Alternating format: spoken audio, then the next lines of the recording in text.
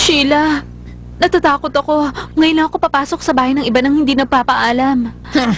Relax lang. Sa mga gaya ni JV Song, kailangan talaga ng ganitong mga hakbang. Hindi kita maintindihan. Ang ibig sabihin lang na sinabi ko sa'yo, kailangan maging tuso sa mga taong gaya ni JV Song. Pero hindi ka dapat kabahan. Akong bahala. Sumunod ka lang. Kapag ginawa mo yun, hindi tayo sasablay. Ang unang step, siguraduhin na si JV Song ay wala sa bahay. Kuha. Pero paano naman? Tama ang taong tinanong mo tungkol sa bagay na yan.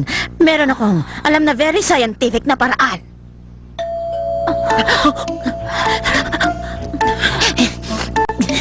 Uy, Sheila, ito ba yung sinabi mong scientific na paraan? Bakit? Hindi ba scientific ang pagkakaimbenta sa doorbell? Ano ka mo?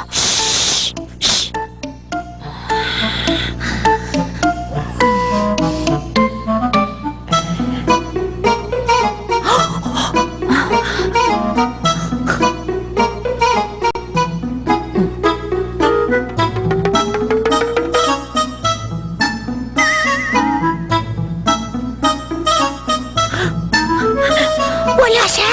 Wala!